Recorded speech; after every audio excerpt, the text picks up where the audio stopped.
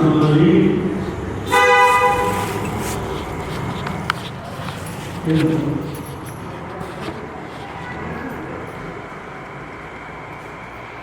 ಹೇಳ್ತೀನಿ, ಅಧ್ಯಾಯ ಮತ್ತು ನಂಬರ್ ಹೇಳ್ತೀನಿ, ಆಮೇಲೆ ಅವರು ತೆಗೆಯುತ್ತೆ. ಇವಾಗ ಕೇಳಿ.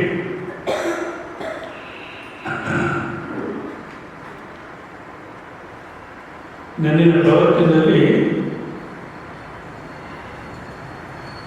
ನಿಮಗೆ ಜ್ಞಾಪಕ ಇದೆ ಏನು ನಡೆದಿತ್ತು ಹೇಳಿ.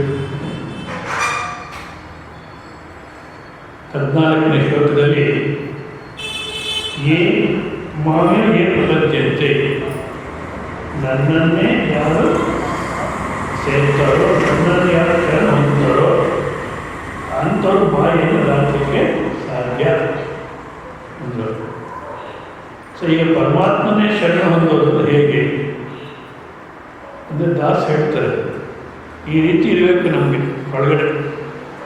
ತೊರೆದು ಜೀವಿಸಬಹುದೇ ಹರಿಯಿಂದ ಚರಣಗಳ ಬರಿಯ ಮಾತಿನ್ನು ಅರಿತು ಬೇರೆ ತೊರೆದು ಜೀವಿಸಬಹುದೇ ಹರಿಯಿಂದ ಚರಣಗಳ. ಪರಮಾತ್ಮ ನಿನ್ನ ಪಾದಗಳು ಬಿಟ್ಟು ನಾನು ಇರಲಾರೆ, ಏನಾದರೂ ಬಿಟ್ಟೆನು ಹೇಳ್ತಾರೆ. ಕೊಡಲು ಹಸಿದರೆ ಅನ್ನ ಇಲ್ಲದೇ ಇರಬಹುದು, ಪಡೆದ ಕ್ಷೇತ್ರವ ಬಿಟ್ಟು ತೆರಳಬಹುದು, ಮಡದಿ ಮಕ್ಕಳ ಬಿಟ್ಟು ಅಡವಿ ಸೇರಬಹುದು, ಕಡಲೊಡೆಯ ಹಿನ್ನಡೆಯ ಬಿಡಲಾರೆನು ತೊರೆದು ಜೀವಿಸಬಹುದೇ ಹರಿವಿನ ಚರಣಗಳ. ಅರ್ಥ ಆಯ್ತಾ? ಅದು ನಾವು ಯಾವ ರೀತಿ ಇದ್ದೀವಪ್ಪ ಅಂದರೆ, ಹೊರಲು ಹಸಿದರೆ ಅನ್ನ ಇಲ್ಲದೇ ಇರಲಾರೆ, ಪಡೆದ ಕ್ಷೇತ್ರದ ಬಿಟ್ಟು ಹೋಗಲಾರೆ, ಮಡದಿ ಮಕ್ಕಳ ಬಿಟ್ಟು ಕ್ಷಣಕಾಲಿರಲಾರೆ, ಕಡಲೊಡೆಯ ಹಿನ್ನಡೆಯ ಬಿಡಬಲ್ಲೆನು.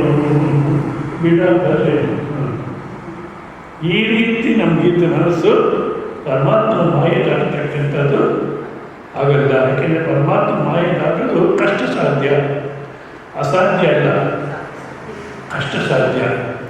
ಆದ ಕಾರಣ ಪರಮಾತ್ಮನಲ್ಲಿ ನಮಗೆ ಪೂರ್ಣ ಶ್ರದ್ಧೆ, ವಿಶ್ವಾಸ, ನಂಬಿಕೆ. ನಮ್ಮ ಜೀವನಕ್ಕೆ ದೈವಮೇ ವೃದ್ಧೋಕ್ಷಯ ಕಾರಣ. ನಮ್ಮ ವೃದ್ಧಿಗಾಗಿ ಕ್ಷಯಕ್ಕಾಗಿ ದೈವವೇ ಮೂಲ. ಇನ್ಯಾರು ಏನು ಮಾಡೋಕ್ಕಾಗಲ್ಲ, ದೈವವೇ ಮೂಲ, ಮನೇಲಿ ಮೂಲ. ನಾನು ಅರೆಸ್ಟ್ ಮಾಡ್ತೀನಿ ಅಂತ ಇಂದಿರಾ ಗಾಂಧಿ ಹೇಳಿದ್ದೀರಾ ಅಂತ ಕೇಳಿದ್ರು ಸ್ವಾಮಿಗಳು. ಅಬ್ದುಲ್ ಕಲಾಮಿಂದ ಹಿಡಿದು ಎಲ್ಲರೂ ಸಪೋರ್ಟ್ ಇತ್ತು. ಹೌದಾ? ಅದ್ವೈತದ ಪೀಠಾಧಿಪತಿ, ಸಾಕಷ್ಟು ದುಡ್ಡಿತ್ತು. ಅಬ್ದುಲ್ ಕಲಾಂ ಎಲ್ಲರ ಪರಿಚಯವೂ ಇತ್ತು. ಆದರೆ ಜೈಲು ತಪ್ತೋ, ಅರೆಸ್ಟ್ ತಪ್ತೋ. ಈಗ ಇನ್ನೂ ಸಾಕಷ್ಟು ಜನ, ಸುಮಾರು 1000 ಕೋಟಿ 1500 ಕೋಟಿ ಇರೋರು ಸ್ವಾಮಿಗಳು. ಎಷ್ಟು ಜನ ಬರ್ತಿದ್ದಾರೋ ಏನು ಗೊತ್ತಿರೋ. ಅವರು ಅವ್ರ ಮಗ ಇಬ್ಬರು ಜೈಲಲ್ಲಿದ್ದಾರೆ. ಯಾಕೆ? ಆ ದೈವ ಅನ್ನತಕ್ಕಂಥ ಒಂದು ಬಿಟ್ಟರೆ ಇನ್ನು ರಕ್ಷಣೆ ಮಾಡತಕ್ಕಂಥ ಯಾರಿಲ್ಲ. ಯಾರಿಲ್ಲ. ಕಾರಣ ಈ ವ್ಯವಹಾರ ಅನ್ನತಕ್ಕಂಥ ಏನು ಮಾಡ್ತಿದ್ದೀವೋ ಇದೆಲ್ಲವನ್ನು ಪರಮಾತ್ಮನಿಗೆ ಸೇವೆ, ಪರಮಾತ್ಮನಿಗೆ ಸೇವೆ ಅನ್ನತಕ್ಕಂಥ ದೃಷ್ಟಿಯನ್ನು ಮಾಡ್ತಾ ಸದಾ ಕಾಲವು ಆ ಚಿಂತನೆ ವ್ಯವಹಾರ ನಡಿಬೇಕಾದ್ರೆ ಯಾವ ರೀತಿ ನಡಿಬೇಕಂದ್ರೆ, ಜೆನ್ ಫಿಲಾಸಫಿನಲ್ಲಿ ಟೀ ಮೆಡಿಟೇಷನ್ ಅಂತ ಒಂದಿದೆ. ಈ ಮತೀಯ ಭಾವನೆ ಪಕ್ಕಕ್ಕಿಟ್ಟು ನಾವು ತಿಳ್ಕೊಳ್ಳಿಕ್ಕೆ ಪ್ರಯತ್ನ ಮಾಡೋಣ. ಯಾಕೆಂದರೆ ಈ ಮತೀಯ ಭಾವನೆಗಳಿಂದ ಎಲ್ಲನೂ ತಡಪಡ್ತೀವಿ ಹೊರತು ನಿಜವೇ ಏನಾಗಲ್ಲ. ಸುಮ್ಮನೆ ಗುದ್ದಾಟ, ಹೋರಾಟ, ಯುದ್ಧ. ಜನ್ ಫಿಲಾಸಫಿ ಅಂದರೆ ಬುದ್ಧಿಸಮಿಂದ ಬೇರೆ ಆದಂಥವರು ಈ ಉಪನಿಷತ್ತು ಹೇಳ್ತಕ್ಕ ತತ್ವವನ್ನೇ ಅರ್ಥ ಮಾಡಿಕೊಂಡಿರ್ತಕ್ಕಂಥವ್ರು. ಅದರಲ್ಲಿ ಟೀ ಮೆಡಿಟೇಷನ್ ಅಂತಂದರೆ ಅಂದರೆ ಟೀ ಕುಡಿಯತಕ್ಕಂಥದ್ದೇ ಒಂದು ಧ್ಯಾನವನ್ನು ಮಾಡ್ತಾರೆ. ಆಶ್ರಮಗಳಲ್ಲಿ ಮನೆಯಲ್ಲಾಗಲಿ ಆ ಟೀ ಕುಡಿಯೋದು ಒಂದು ಧ್ಯಾನ. ಯಾವ ರೀತಿಯಪ್ಪ ಅಲ್ಲಿ ಸಂಪ್ರದಾಯ ಇದೆ ಅಂದರೆ ಆಶ್ರಮಗಳಲ್ಲಿ ಟೀ ಟೆಂಪಲ್ ಅಂತ ಒಂದು ಕಟ್ಟಿದ್ದು, ಕ್ಯಾಂಟೀನ್ ಅನ್ನಲ್ಲ, ಹೋಟ್ಲ್ ಅನ್ನಲ್ಲ, ಆಶ್ರಮದಲ್ಲಿ ಟೀ ಟೆಂಪಲ್ ಅಂತ ಒಂದು ಕಟ್ಟಿರ್ತಾರೆ. ಮಹಾತ್ಮರಿರತಕ್ಕಂಥ ಬ್ರಹ್ಮಚಾರಿಗಳಾಗಲಿ ಮಹಾತ್ಮರು ಇನ್ಯಾವ ಭಕ್ತರಾಗಲಿ ಅವರೆಲ್ಲ ತಮ್ಮ ತಮ್ಮ ಧ್ಯಾನವನ್ನು ಮಾಡಿಕೊಂಡು ಟೀ ಕುಡಿಯಕ್ಕೆ ಹೋಗ್ತಾರೆ. ಹೋಗ್ಬೇಕಾದ್ರೆ ಒಬ್ಬರು ಹರಟೆ ಹೊಡ್ಕೊಂಡು ಹೋಗಲ್ಲ. ಅನವಶ್ಯಕ ಅಂತ ಮಾತುಗಳು, ಅನವಶ್ಯಕ ಅಂತ ವ್ಯವಹಾರ ಮಾತಾಡೋದೊಬ್ಬರು ಮೌನ ಹೋಗ್ತಾರೆ. ಆ ಟೀ ಇದರಲ್ಲಿ ಕೂತ್ಕೊಳ್ತಾರೆ. ಚಪ್ಪಲಿ ಲೈನಾಗಿ ಬಿಟ್ಟು ಕೂತ್ಕೊಳ್ತಾರೆ. ಯಾವ ರೀತಿ ಕೂತ್ಕೊಳ್ತಾರೆ, ಧ್ಯಾನಕ್ಕೆ ಯಾವ ರೀತಿ ಕೂತ್ಕೊಂಡು ಆ ರೀತಿ ಕೂತ್ಕೊಳ್ತಾರೆ. ಕಣ್ಣು ಮುಚ್ಕೊಂಡು ಕೈ ಇಟ್ಕೊಂಡು ಕೂತ್ಕೊಳ್ತಾರೆ. ಆಕೆ ಟೀ ಮಾಡಲಿಕ್ಕೆ ಪ್ರಾರಂಭ ಮಾಡ್ತಾರೆ. ಆಕೆ ಟೀ ಮಾಡಲಿಕ್ಕೆ ಅಲ್ಲಿ ಇರ್ತಾರೆ. ಆಕೆ ಸ್ಟವ್ ಹಚ್ಚಿ ಪ್ರಾರಂಭ ಮಾಡ್ತಾರೆ. ಇವತ್ತು ತಲೆಯಲ್ಲಿ ಏನಿರಲ್ಲ, ಆ ಸ್ಟವ್ ಆ ಶಬ್ದ ಕೇಳಿಸ್ಕೊಳ್ತಿರ್ತಾರೆ. ಆಮೇಲೆ ಟೀ ರೆಡಿ ಮಾಡ್ಕೊಂಡು ಮೊದಲು ಕಪ್ಪು ಸಾಸಲ್ಲಿ ಹತ್ರ ಇಡ್ತಾಳೆ. ಆಗ ಆ ಕಪ್ಪು ಸಾಸ ತಗೊಂಡ್ಬಂದಾಗ ಕಂಡುಬಿಡ್ತಾರೆ. ಸರಿ ಟೀ ಹಾಕ್ತಾರಲ್ಲ, ಟೀ ಕೈ ತಗೋಬೇಕಾದ್ರೆ ಪರಮಾತ್ಮ ಇವತ್ತು ನಿನ್ನ ಅನುಗ್ರಹದಿಂದ ಇದು ಪ್ರಾಪ್ತಿಯಾಗಿದೆ, ನಿನ್ನ ಪ್ರಸಾದ ಅಂತ ಕಂಡು ಸ್ವೀಕಾರ ಮಾಡಿ ಕುಡಿಯೋಕ್ಕೆ ಶುರು ಮಾಡ್ತಾರೆ. ಕುಡಿಯೋಕ್ಕೆ ಶುರು ಮಾಡಿದ್ರೆ ಶಬ್ದ ಬರಲ್ಲ. ನಮ್ಮಲ್ಲಿ ಆ ಮಾತಾಡ್ಕೊಂಡು ಕುಡಿತಿರ್ತಾರೆ. ಒಂದು ಎರಡನೇದು ಆ ಎಣ್ಣೆ ದುಡ್ಡು, ಆ ನೀರು ಗಂಜಲ ಕುಡಿಯೋದು ಯಾವ ರೀತಿ ಗಂಜಲ ಮಾಡ್ತಾವ ಸೊರ ದೂರ ಅಂತ ಆ ರೀತಿ ಟೀ ಕುಡ್ಕೊಂಡು ಹರಟೆ ಹೊಡ್ಕೊಂಡು ಶಬ್ದ ಬರ್ದಿರ, ಕುಡಿಯತಕ್ಕಂಥ ಶಬ್ದನ ಬರ್ದಿರ ಕುಡಿತಾರೆ. ಮತ್ತೆ ಕಪ್ಪು ಸಾಸರು ಇಡಬೇಕಾದ್ರೆ ಶಬ್ದ ಬರೋಲ್ಲ. ಇಟ್ಬಿಟ್ಟು ಆ ಟೀ ಮಾಡ್ಕೊಂಡಿರ್ತಕ್ಕಂಥ ಆಕೆಗೆ ತಲೆ ಬಗ್ಸಿ ನಮಸ್ಕಾರ ಮಾಡಿ, ಅಮ್ಮ ನಿನ್ನ ಅನುಗ್ರಹದಿಂದ ಇವತ್ತು ಟೀ ಸಿಕ್ತು. ಆಕೆ ಕೆಲಸದೊಡೆ. ಆಕೆ ಮಾಡತಕ್ಕಂಥದ್ದು ಅಷ್ಟೇ ಶ್ರದ್ಧಾಭಕ್ತಿಯಿಂದ ಮಾಡ್ತಾರೆ. ಭಕ್ತರೆಲ್ಲ ಬರ್ತಾರೆ, ಮಹಾತ್ಮರೆಲ್ಲ ಬರ್ತಾರೆ. ನನಗೆ ಪುಣ್ಯ ಇಂಥ ಒಂದು ಕೆಲಸ ಸಿಕ್ಕಿರೋದು ಅನ್ನತಕ್ಕಂಥ ದೃಷ್ಟಿಯಿಂದ ಮಾಡ್ತಾರೆ. ಇವರು ಅಷ್ಟೇ, ಅಮ್ಮ ನೀನು ಅಷ್ಟು ಶ್ರದ್ಧೆಯನ್ನು ಮಾಡಿದ ಕಾರಣ ನಾನು ಕುಡಿಲಿಕ್ಕೆ ಸಾಧ್ಯವಾಯಿತು. ನಮಸ್ಕಾರ ಮಾಡಿ ಆಕೆ ಬೆನ್ನು ತೋರಿಸ್ತೀರ, ಹಿಂದಿನ ಕೊಟ್ಟೋಗ್ತಾರೆ. ಎಲ್ಲ ಕೆಲಸನ ಹೀಗೆ ನಡೀಬೇಕು. ಏನೇ ಕೆಲಸ ಮಾಡಲಿ ನಾವು ಇದೇ ರೀತಿ ನಡೀಬೇಕು. ಯಾವಾಗ ಸಾಧ್ಯ? ಆ ಪರಮಾತ್ಮ ನಮಗೆ ಪ್ರೇಮ ಅನ್ನತಕ್ಕಂದಿದ್ರೆ, ಧಾರ್ಮಿಕ ಜೀವನದಲ್ಲಿ ಪ್ರೇಮ ಅನ್ನತಕ್ಕಂದಿದ್ರೆ, ಶುದ್ಧವಾದಂಥ ಆಚಾರದ ಪ್ರೇಮ ಅನ್ನತಕ್ಕಂದಿದ್ರೆ, ಆವಾಗ ನಮಗೆ ಅದೇ ರೀತಿ ಪರಮಾತ್ಮ ಚಿಂತನೆ ಮಾಡಲಿಕ್ಕೆ ಸಾಧ್ಯ.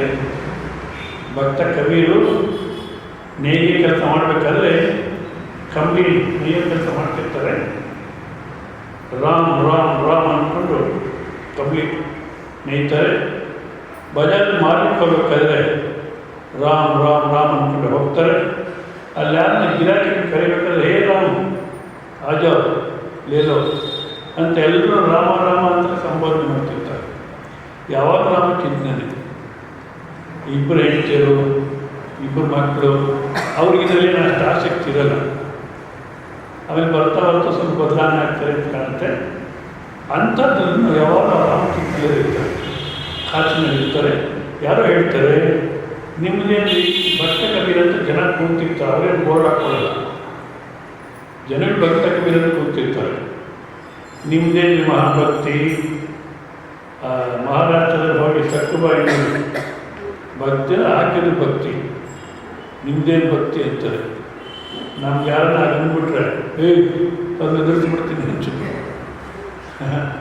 ಕಬೀರ್ ಕೋಪ ಮಾಡ್ಕೊಳ್ಳಿಲ್ಲ, ನೋಡೋಣ ಆಕೆ ಹೇಗಿರೋದು, ಹೇಗೆ ಭಕ್ತಿ ಅಂದರೆ ಯಾವ ರೀತಿ ಇರಬೇಕು, ಬಹುಶಃ ನಾನು ಭಕ್ತಿಯೋ ಇಲ್ಲೋ ಅನ್ನೋ ದೃಷ್ಟಿಯಿಂದ ಹೋಗ್ತಾರೆ. ಅಲ್ಲಿ ಹೋದಾಗ ಮನೆಗಿರೋದು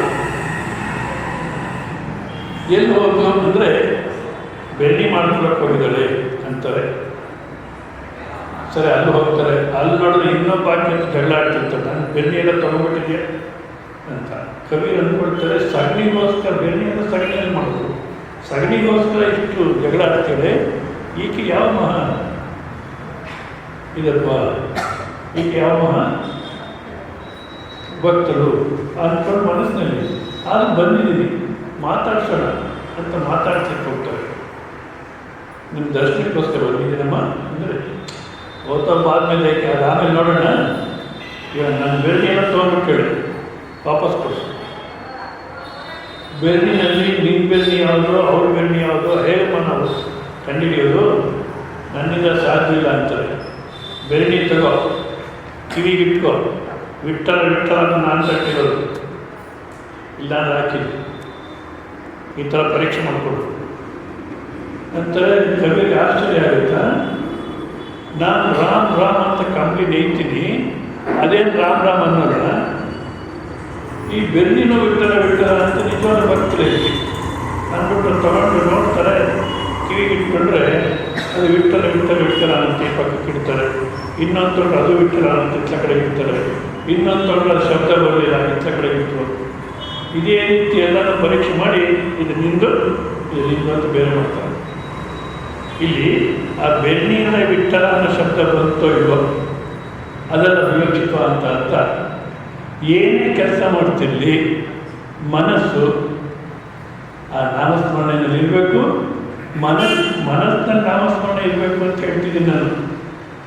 ನಾವು ಏನು ಮಾಡ್ತೀವಿ, ಹೊರಗಡೆಗೆ ರಾಮ ರಾಮ ಅಂತೀವಿ, ಏನನ್ನು ಅಂತೀವಿ, ಮನಸ್ಸೊಳಗಡೆ ಏನೇನೋ ಚಿಂತನೆ ಮಾಡ್ತಿರ್ತೀವಿ. ಏನು ಕೆಲಸ ಮಾಡ್ತೀವೋ ಅದರಲ್ಲೇ ಮನಸ್ಸಿರಬೇಕು. ಅದೇ ಸಮಯದಲ್ಲೇ ಒಳಗಡೆ ನಾಮಸ್ಮರಣೆ ನೆನಪಿರಬೇಕು. ಇಲ್ಲ ಇಲ್ಲಿ ಕೇಳಿದಂಥ ವಿಚಾರನ ಮನನ ಮಾಡ್ತಿರ್ಬೇಕು, ಇಲ್ಲ ನಾಮಸ್ಮರಣೆ ನೆನಪಿರಬೇಕು. ಆ ರೀತಿ ಸದಾಕಾಲ ಪರಮಾತ್ಮ ಚಿಂತನೆಯಿದ್ದರೆ ಅಂಥವ್ರ ಬಾಯಿಯಿಂದ ಆಚಕ್ಕೆ ಸಾಧ್ಯ. ಆ ಥರ ಇಲ್ಲಿಲ್ಲ, ಬೇರೆ ರೀತಿಯಲ್ಲಿ ಅಂದರೆ ಹಾಗಿದ್ದರೆ ಇದೊಂದು ಪ್ರಶ್ನೆ ಹಾಕ್ಕೊಳ್ತಾರೆ ಶಂಕರಾಚಾರ್ಯ. ಎರಿತ್ವಾಂ ಪ್ರಪನ್ನ ಮಾಯಾ ಏತಾಂ ತರತಿ. ಜನಗಳು ನಿನ್ನನ್ನು ಶರಣ ಹೊಂದಿದ್ರೆ ಈ ಮಾಯೆಯನ್ನು ದಾಟ್ತಾರೆ, ಈ ದುಃಖನ ತಪ್ಪಿಸ್ಕೊಳ್ತಾರೆ, ಈ ಮೃತ್ಯುವನ್ನು ತಪ್ಪಿಸ್ಕೊಳ್ತಾರೆ ಅನ್ನೋದಾದರೆ ಮಾಯಾ ಏತಾಂ ತರತಿ ತಸ್ಮಾತ್ ತ್ವಾಮೇವ ಸರ್ವೇ ನ ಪ್ರಪದ್ಯಂತೆ.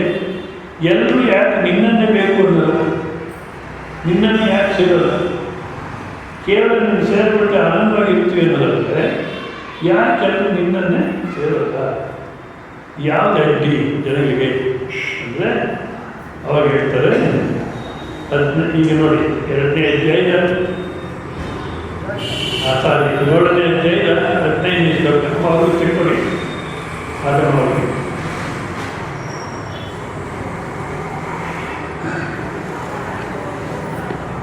2ನೇ ಅಧ್ಯಾಯ 15ನೇ ಶ್ಲೋಕ. ಯಾಕೆ 2 ನನ್ನ ಮೈಂಡ್ ಆಫ್ ಆಗಿದೆ. ಸಾರಿ, 7ನೇ ಅಧ್ಯಾಯ 15ನೇ ಶ್ಲೋಕ. ಓಂ ಶ್ರೀ ಕೃಷ್ಣ ಪರಬ್ರಹ್ಮಣೇ ನಮಃ. ಶ್ರೀಮದ್ ಭಗವದ್ಗೀತಾ ಸಪ್ತಮೋಧ್ಯಾಯ ವಿಜ್ಞಾನಯೋಗಃ. ಶ್ರೀ ಭಗವಾನುವಾಚ ನಮೋ ದುಷ್ಕೃತಿನೋ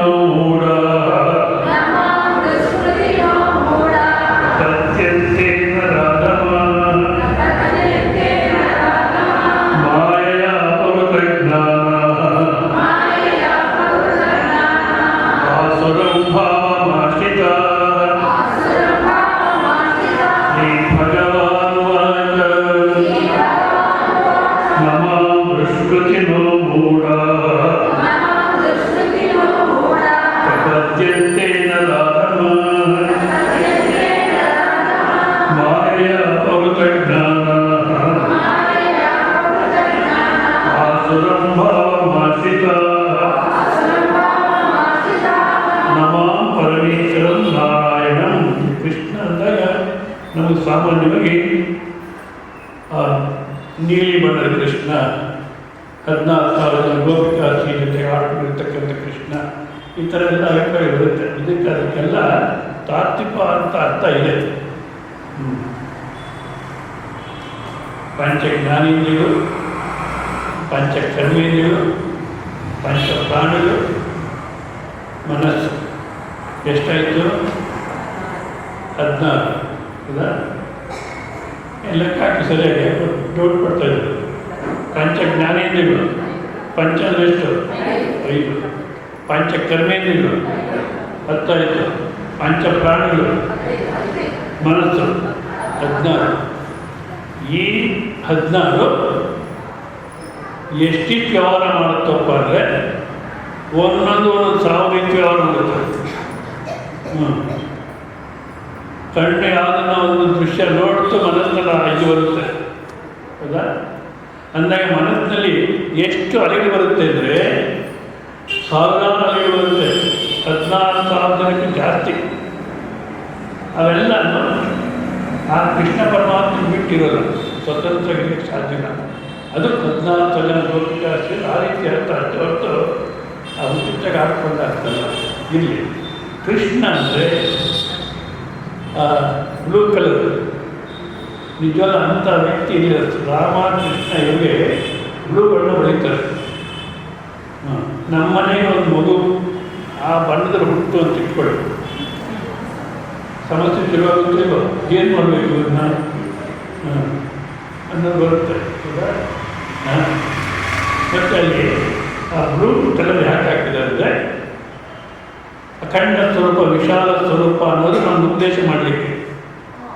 ಯಾಕೆಂದರೆ ವಿಶಾಲವಾದ ಯಾವುದನ್ನು ನೋಡಿ ನೀಲಿ ಬಣ್ಣ ಕಾಣುತ್ತೆ, ಆಕಾಶ ನೀಲಿ ಬಣ್ಣ ಕಾಣುತ್ತೆ. ಸಮುದ್ರದ ದಂಡೆ ಹೋಗಿ ನಿಂತ್ಕೊಳ್ಳಿ, ವಿಶಾಲವಾಗಿರ್ತಕ್ಕಂಥ ಸಮುದ್ರ ನೀರು ನೀಲಿಯಾಗಿ ಕಾಣುತ್ತೆ. ಯಮುನಾ ನದಿ ಭಾಳ ವಿಶಾಲವಾಗಿದೆ, ನೀಲಿಯಾಗಿ ಕಾಣುತ್ತೆ. ಕೈ ಸಮುದ್ರ ಆ ಬಣ್ಣ ಇರುತ್ತೆ. ಅಂದರೆ ವಿಶಾಲವಾಗಿರ್ತಕ್ಕಂಥದ್ದು ಕೃಷ್ಣ. ಯಾವ ದೇಶ ಕಾಲಕ್ಕೂ ಸಾಕ್ಷಿಯಾಗಿದೆಯೋ, ದೇಶ ಕಾಲಕ್ಕೂ ಅತೀತವಾಗಿದೆಯೋ ಅದು ಕೃಷ್ಣ ಸ್ವರೂಪ. ಕರ್ಷತೀತ ಕೃಷ್ಣ. ಯಾವುದೆಲ್ಲವನ್ನು ತನ್ನಲ್ಲಿ ಇಟ್ಕೊಳ್ಳುತ್ತೋ ಅದು ಕೃಷ್ಣ ಅಂದಾಗ ಅದಕ್ಕೆ ಹೇಳ್ತಾರೆ ನನ್ನನ್ನು ಅಂದ್ಯಾರು ಪರಮೇಶ್ವರಂ ಇರತಕ್ಕಂಥ ನಿರಾಕಾರ ತತ್ವವನ್ನು ನಿಜವಾಗಿ ಬೇರೆ ಬೇರೆ ಇದೆ. ಯಾಕೆ ಈ ಥರ ಈ ಸ್ವಾಮಿಗಳು ಜನರಿಗೆ ತಲೆ ಕೆಡಿಸ್ತಾರೆ ಏನು? ಆಂಧ್ರದಲ್ಲಿ ವೈಷ್ಣವ ಸಂಪ್ರದಾಯದಲ್ಲಿ ಅವರು ಹೇಳ್ತಾರೆ ಈಶ್ವರ ದೇವಸ್ಥಾನಕ್ಕೆ ಹೋಗೋದಕ್ಕಿಂತ ವೇಶ್ಯ ಮನೆಗೆ ಹೋಗೋದು ಒಳ್ಳೆಯದು. ಹೊರಗಡೆಲ್ಲ ನನಗೆ ಯಾರೋ ಪ್ರಶ್ನೆ ಕೊಟ್ಟಿದ್ರು, ಈ ಥರ ಹೇಳ್ತಾರೆ, ನಿಮ್ಮ ಅಭಿಪ್ರಾಯ ಏನು ಅಂತ. ನಾನು ಹೇಳಿದೆ, ಅವ್ರು ಬಹುಶಃ ಈಶ್ವರನು ನೋಡಿಲ್ಲ ಮತ್ತು ವೇಶ್ಯನು ನೋಡಿಲ್ಲ, ನೋಡಿದ ಈ ಥರ ಹೇಳ್ತೀರಿ. ಈಶ್ವರ, ವಿಷ್ಣು ಇವರೆಲ್ಲ ಬೇರೆ ಬೇರೆ ಅಲ್ಲ.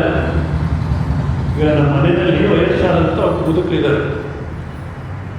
ಅವ್ರನ್ನ ಕೆಲವರು ಮಾವನರೇ ಅಂತಾರೆ, ಇನ್ನು ಕೆಲವರು ಅಪ್ಪ ಅಂತಾರೆ, ಇನ್ನು ಕೆಲವರು ತಾತ ಅಂತಾರೆ, ಒಬ್ಬಾಕಿ ಅಂತಾಳೆ ಏನೋ ಅಂತಾಳೆ. ಗೊತ್ತಾಯ್ತು ಯಾರು ಅಂತಾರೆ? ಯಾರು ಏನೋ ಯಾಕೆ ಏನೋ ಇಲ್ಲಿ ಇಷ್ಟು ಹೆಸರು ಕೂಗಿದ್ರು ಅವರೊಬ್ಬರನ್ನ ಬೇರೆ ಬೇರೆ ಇರ್ತಾರೆ. ಅದೇ ರೀತಿ ಇಲ್ಲೂ ಇರತಕ್ಕಂಥ ನಿರಾಕಾರ ತತ್ವ ಅದನ್ನು ಆತ್ಮ ಅಂತಾರೆ. ಅಂದರೆ ಎಲ್ಲರಿಗೂ ಇರತಕ್ಕಂಥ ಸ್ವರೂಪ ಅನ್ನೋದು ಉದ್ದೇಶ ಮಾಡಲಿಕ್ಕೆ ಆತ್ಮ ಯಾವ ಶಬ್ದದಿಂದಲೂ ಅದನ್ನು ಉದ್ದೇಶ ಮಾಡಲಿಕ್ಕಾಗಲ್ಲ. ಆದರೆ ಎಲ್ಲರ ಸ್ವರೂಪ ಅದೇನೆ ಅಂತ ನಮಗೆ ತಿಳುವಳಿಕೆ ಕೊಡಲಿಕ್ಕೆ ಆತ್ಮ ಅಂತಾರೆ ಒಂದು. ಮತ್ತು ಈ ಪ್ರಪಂಚವನ್ನು ನೋಡಿದ್ರೆ ಮನುಷ್ಯ ಒಬ್ಬನ ನಿಯಮ ತಪ್ಪದು. ಈ ಮನುಷ್ಯ ಒಬ್ಬ ಬಿಟ್ಟರೆ ಇನ್ಯಾವುದು ನಿಯಮ ತಪ್ಪಲ್ಲ. ಗೋದಾವರಿ ನದಿ ಹೌದಾ, ರಾಜಮಂಡ್ರಿ, ಏಲೂರು, ಅಲ್ಲೇ ಪ್ರತಿ ವರ್ಷ ಪ್ರವಾಹ ಮಾಡುತ್ತೆ ಹೊರತು ಒಂದ್ಸಲ ಆದರೂ ಬೆಂಗಳೂರು ಹೋಗೋಣ, ಅಲ್ಲಿ ಯಾವ ಸಮುದ್ರ ಇಲ್ಲ, ನದಿ ಇಲ್ಲ ಅಂತ ತಿಳ್ಕೊಂಬರುತ್ತೋ, ಯಾವುದು ನಿಯಮ ತಪ್ಪಲ್ಲ. ಸೊ ಇಷ್ಟು ನಿಯಮದಲ್ಲಿ ನಾವು ಹೇಳಬೇಕಾದ್ರೆ ಎಷ್ಟೊತ್ತು ಹೇಳ್ತೀವೋ ನಮ್ಗೆ ಗೊತ್ತಿಲ್ಲ, ಲೇಟ್ ಮಾಡ್ತೀವೋ. ಒಂದು ನಿಮಿಷ ಆದರೂ ಸುಮ್ಮನೆ ಲೇಟಾಗಿ ಗೊತ್ತನ್ನು ಈಗ ಮನಸ್ಸಿಗೆ ಬಂದ ಲೇಟ್ ಅನ್ನೋದು ಪಂಚಾಂಗ ಬರೀಕ್ಕೆ ಆಗ್ತಿರಲಿಲ್ಲ. ಎಲ್ಲ ಒಂದು ನಿಯಮದಲ್ಲಿ ನಡೀತಾ ಇದೆ. ಇಷ್ಟೊಂದು ನಿಯಮದಲ್ಲಿ ನಡೀಬೇಕಾದ್ರೆ ಇದಕ್ಕೆ ಯಾರೋ ಪರಿಪಾಲನೆ ಮಾಡತಕ್ಕ ಇದಾನೆ ಅನ್ನೋದು ನಮ್ಮ ತಲೆಗೆ ತುಂಬಲಿಕ್ಕೋಸ್ಕರ ಅದೇ ನಿರಾಕಾರ ತತ್ವವನ್ನು ಈಶ್ವರ ಅಂತಾರೆ. ಮತ್ತು ಅದರಲ್ಲಿ ಅವನಲ್ಲೇ ದೈವಾದಿತ್ಯ ರುದ್ರ ಈಶ್ವರ ಅಂತಾರೆ. ಮತ್ತು ಅದೇ ಸ್ವರೂಪೇ ಇಡೀ ಪ್ರಪಂಚ ವ್ಯಾಪಿಸ್ಕೊಂಡಿದೆ. ವ್ಯಾಪಕತ್ವ ವಿಷ್ಣು, ಅದೇ ಎಲ್ಲರೂ ವ್ಯಾಪಿಸ್ಕೊಂಡಿರ್ತೀವಿ, ಎಲ್ಲರಲ್ಲಿ ಇರ್ತಕ್ಕಂಥ ಅದೇ ಸ್ವರೂಪ ಅನ್ನೋದಕ್ಕೋಸ್ಕರ ವಿಷ್ಣು ಅಂತಾರೆ. ಮತ್ತು ದೇಶ ಕಾಲ, ಇವಾಗ ದೇಶ ಆಕಾಶ ಎಲ್ಲಿಂದ ಎಲ್ಲಿಂದ ತನಕ ಹೇಳಿ, ಎಲ್ಲಿಂದ ಎಲ್ಲಿನ ತನಕ, ಅಲ್ಲಿಂದ ಇಲ್ಲಿನ ತನಕ ಅನ್ನೋ ವ್ಯವಹಾರ ಆಕಾಶದೊಳಗಡೆ ನಾವು ಮಾಡ್ತೀವಿ ಹೊರತು ಆಕಾಶ ಎಲ್ಲಿಂದ ಎಲ್ಲಿನ ತನಕ ಇದೆ ಸಾಧ್ಯವಿಲ್ಲ. ಆಕಾಶಕ್ಕೂ ಆಧಾರವಾಗಿರ್ತಕ್ಕಂಥ ಸ್ವರೂಪ ಇನ್ನೆಷ್ಟು ಬೃಹತ್ತಾಗಿರ್ಬೋದು. ಸೊ ಅದು ಬೃಹತ್ ಸ್ವರೂಪ ಅಂತ ತಿಳಿಸೋಕ್ಕೋಸ್ಕರ ಬ್ರಹ್ಮ ಅಂತಾರೆ. ಸೊ ಈ ರೀತಿ ಅನೇಕ ಶಬ್ದಗಳಲ್ಲಿ ಹೇಳ್ತಕ್ಕಂಥದ್ದು ಆ ನಿರಾಕಾರ ತತ್ವ ಒಂದೇ. ಸೊ ಆ ನಿರಾಕಾರದ ನಮಃ ಮಾಂ ಪರಮೇಶ್ವರ ಸ್ವರೂಪ ನನ್ನನ್ನು ನಾರಾಯಣ ನರಾಯಣ ಕಾಯಿನ ಎಲ್ಲ ಜೀವರಾಶಿಗಳು ಆಶ್ರಯಿತವಾಗಿರ್ತಕ್ಕಂಥ ನನ್ನನ್ನು ತಿಳ್ಕೋಬೇಕಾದ್ರೆ ದುಷ್ಕೃತಿನ ಅಂದರೆ ಪಾಪಕಾರಿಣ, ಪಾಪ ಕೆಲಸ ಮಾಡ್ತಿರ್ತಕ್ಕಂಥವ್ರು ತಿಳ್ಕೊಳ್ಳಿಕ್ಕೆ ಸಾಧ್ಯವಿಲ್ಲ. ಪಾಪ ಕೆಲಸ ಅಂದರೆ ಅದು ಪರಸ್ಪರನೇ ಪಾಪ, ಮತ್ತೊಬ್ಬರಿಗೆ ಹಿಂಸೆ ಇರತಕ್ಕಂಥದ್ದು ಪಾಪ, ಮತ್ತೊಬ್ಬರಿಗೆ ಹಿಂಸೆ ಆಗತಕ್ಕಂಥದ್ದು ಪಾಪ ಅಲ್ಲ. ಸ್ವಾಮೀಜಿ, ನಾವ್ಯಾರು ಹಿಂಸೆ ಇಡಕ್ಕೆ ಹೋಗಲ್ಲ. ಒಂದು ವೇಳೆ ಅವ್ರು ನಾನು ಹಿಂಸೆ ಇಡ್ತಾರೆ ನಿಜಲ್ಲ. ಆ ಸಮಯದಲ್ಲಿ ಕೂಡ ಮಹಾಭಾರತದಲ್ಲಿ ಒಂದು ಕಥೆ ಬರುತ್ತೆ. ನಾಡಿಜಂಗ ಅಂತ ಒಂದು ಪಕ್ಷಿ ಇರ್ತದೆ. ಅದು ಪಕ್ಕದಲ್ಲಿ ರಾಜನ ಅರಮನೆ ಹೋಗಿ ಈ ವೇದಾಂತ ಪುರಾಣ ಉಪದೇಶ ಮಾಡ್ತಿರುತ್ತೆ.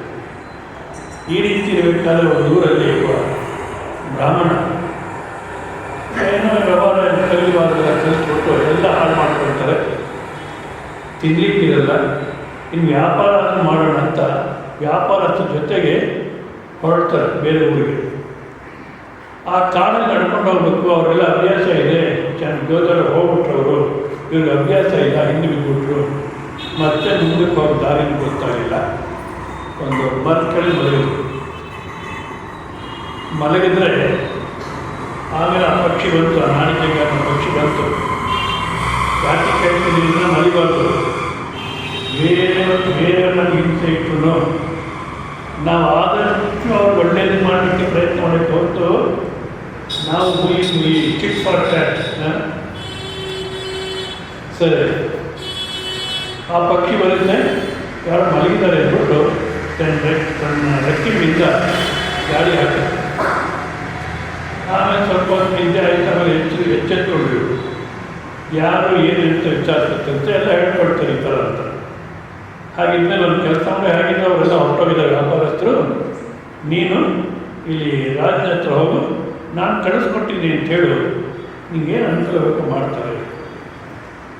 ಸರಿ, ಹೋಗುತ್ತೆ. ಅಲ್ಲಿ ಈ ಥರ ಪಕ್ಷಿ ಕಳಿಸ್ಕೊಟ್ಟಿದೆ, ನಾಡಿಜಂಗ ಅನ್ನತಕ್ಕ ಪಕ್ಷಿ ಕಳಿಸಿದೆ, ನಿಮ್ಮ ಹತ್ರ ಹೋಗು ಅಂತ ಹೇಳಿದೆ, ನನ್ನ ಪರಿಸ್ಥಿತಿ ಹೀಗಿದೆ ಅಂತ ಹೇಳ್ಕೊಂಡ್ರೆ ಆ ರಾಜ ಯಾಕೆ ಗುರು ಕಳಿಸ್ಕೊಟ್ಟಿದ್ದಾರೆ ಅಂದಮೇಲೆ ನನ್ನ ಕರ್ತವ್ಯ ಅಂದ್ಬಿಟ್ಟು ಏನೇನು ಅನುಕೂಲ ಬೇಕು ಎಲ್ಲವನ್ನು ಮಾಡಿ ಸಾಕಷ್ಟು ದುಡ್ಡೆಲ್ಲ ಕೊಟ್ಟು ಕಳಿಸ್ಕೊಡ್ತಾರೆ.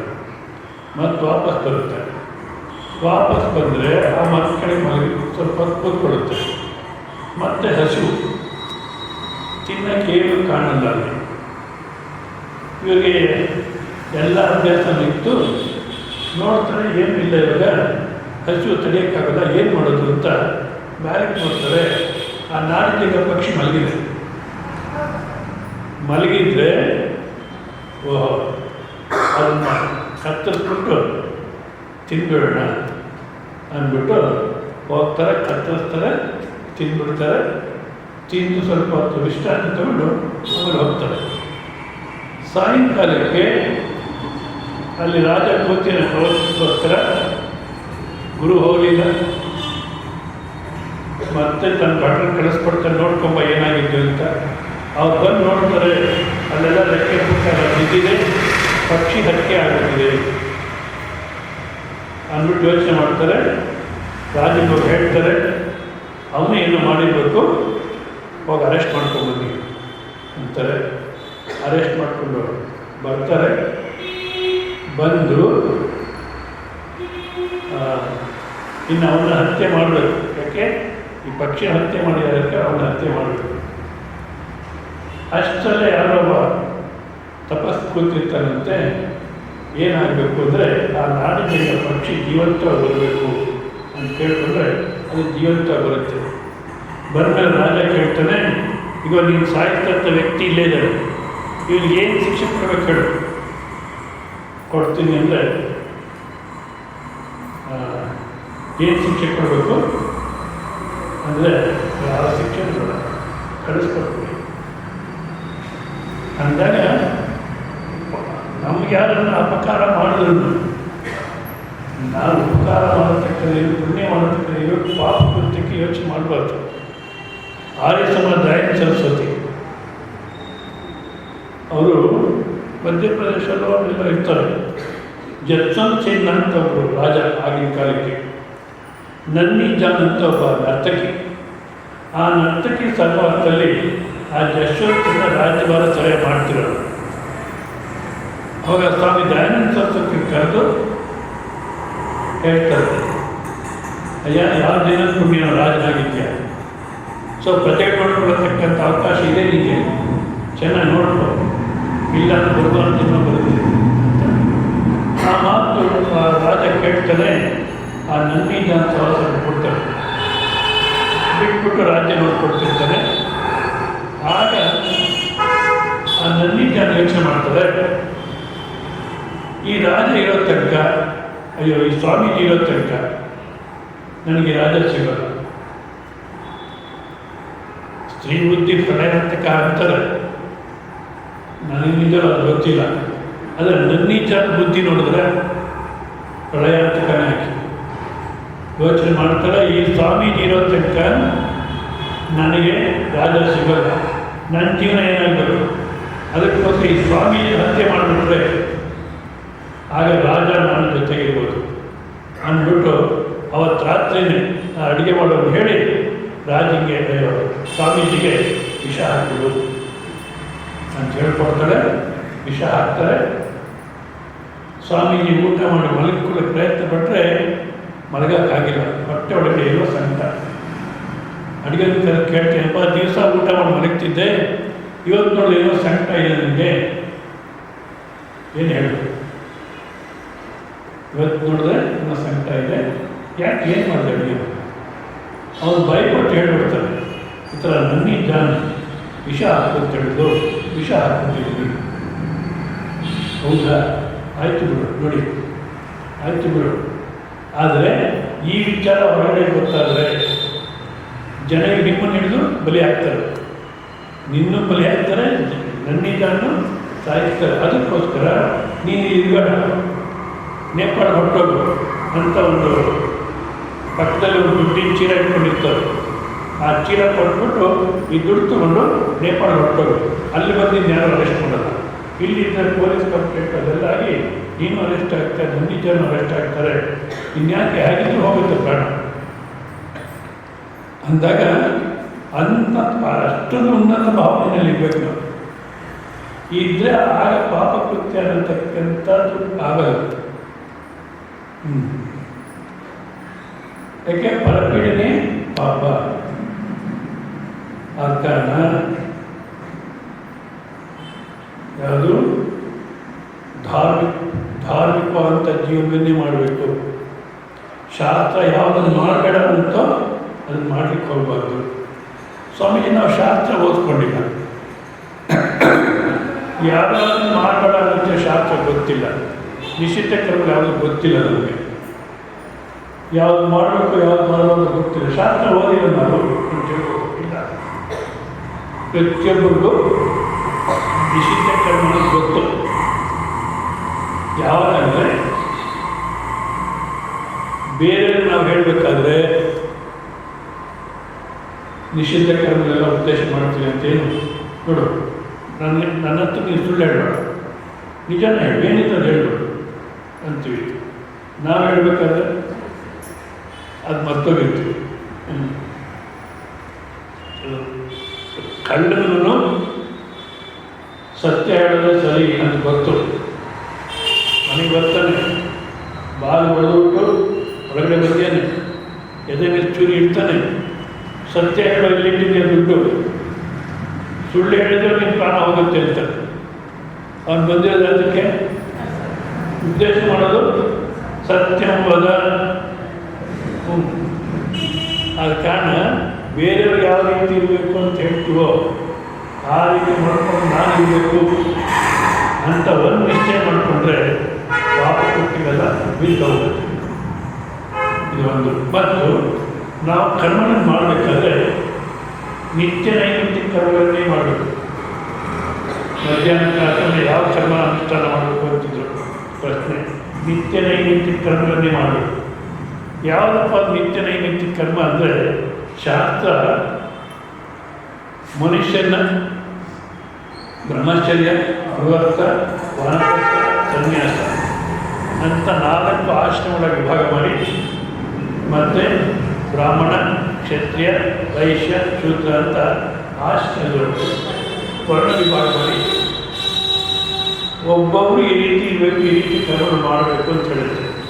ಬ್ರಾಹ್ಮಣ ವಿದ್ಯಾರ್ಥಿ ಯಾವ ರೀತಿ ಇರಬೇಕು, ವೈಶ್ಯ ಯಾವ ರೀತಿ ಇರಬೇಕು, ಎಲ್ಲ ಒಂದು ನಿಯಮ ಹೇಳುತ್ತೆ. ಆ ರೀತಿಯೇ ಮಾಡಬೇಕು. ಯಾವುದೋ ಕೆಲಸ ಅಲ್ಲ ಸ್ವಾಮಿ. ಯಾಕೆಂದರೆ ಈಗಿನ ಕಾಲಕ್ಕೆ ವರ್ಣವೂ ಇಲ್ಲ, ಆಶ್ರಮವೂ ಇಲ್ಲ.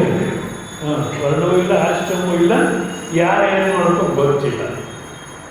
ಅಂದರೆ ಎಷ್ಟು ಮಾತ್ರ ಗೊತ್ತಿದೆಯೋ ಅಷ್ಟು ಮಾತ್ರ ಆಚರಣೆ ಮಾಡಿಕೊಂಡು ಕನಿಷ್ಠ ಪಕ್ಷ ಪ್ರತಿ ದಿವಸ ಒಂದು ಇಷ್ಟ ದೇವತಾ ನಾಮಜಪ ಅಭ್ಯಾಸ ಮಾಡಬೇಕು. ಇಷ್ಟ ದೇವತೆ ಉಪಾಸನೆ ಮಾಡಬೇಕು. 1 ಗಂಟೆ ಕಾಲ ಕೂತ್ಕೊಂಡ್ವಿ ಅಂದರೆ ಇಡೀ ಪ್ರಪಂಚ ಮರ್ತೋಗ್ಬೇಕು.